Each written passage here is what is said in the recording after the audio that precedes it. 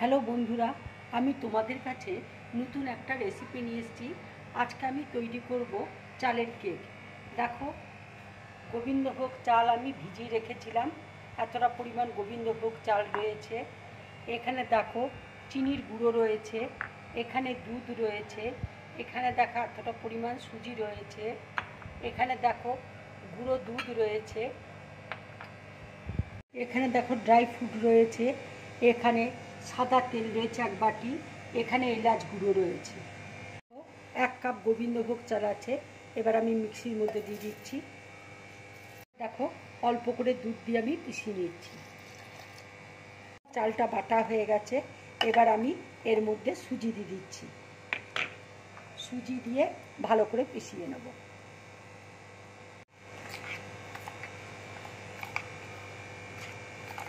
দেখো ব্যাটারটা তৈরি হয়ে গেছে। এবার একটা বোলের মধ্যে আমি ঢেলে নিচ্ছি।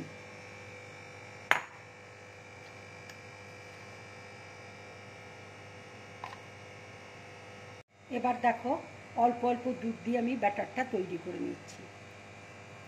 এবার দেখো গুঁড়ো দুধ আমি দিয়ে দিচ্ছি। এখানে 3 চামচ গুঁড়ো দুধ রয়েছে।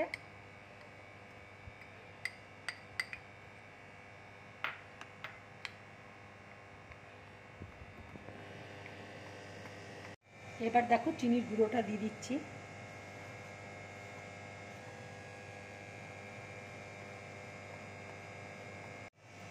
এবার দেখো সাদা তেল দিয়ে দিচ্ছি।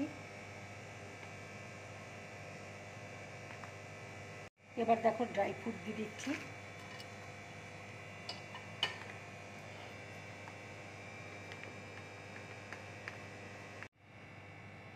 এবার দেখো হাফ চামচ আমি ভ্যানিলা এসেন্স দিয়ে দিচ্ছি।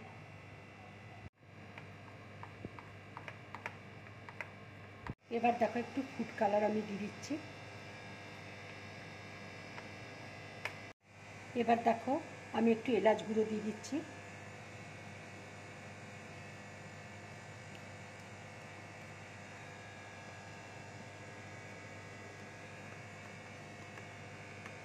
দেখো 10 মিনিট হয়ে গেছে। আমি এর মধ্যে ইনো দেখো দিয়ে দিচ্ছি।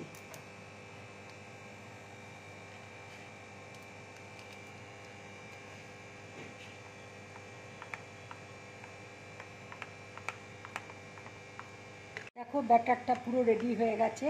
এবার আমি বাটির মধ্যে দেখো একটু বাটার গুলি নিয়েছি, নিয়ে বাটার পেপার দিয়ে তার উপরে আমি বাটার লাগিয়ে নিয়েছি। এবার আমি ব্যাটারটা বাটির মধ্যে দিয়ে দিচ্ছি। এবার দেখো বাটিটা আমি ভালো করে ট্যাপ করে নিচ্ছি।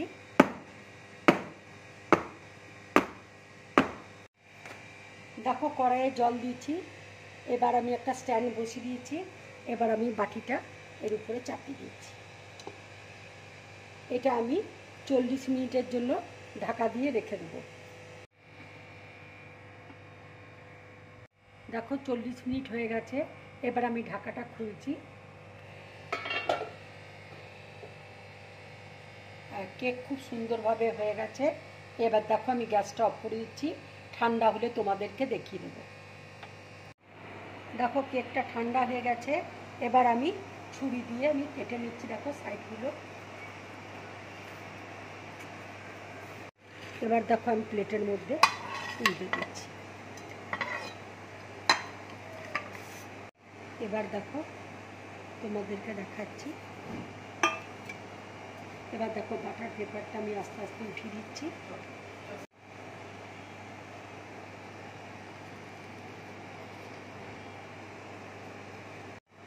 চাল আর সুজি দিয়ে দেখো কেক আমার পুরোপুরি রেডি।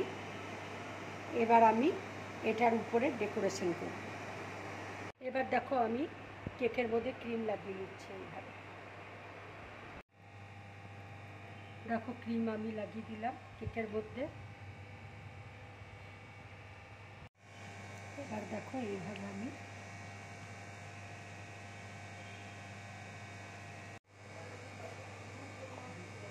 বন্ধুরা, আমার এই কেকের রেসিপিটা যদি তোমাদের ভালো লাগে তাহলে লাইক করবে, শেয়ার করবে আর ড্রিম ব্লগ চ্যানেলটাকে সাবস্ক্রাইব করবে।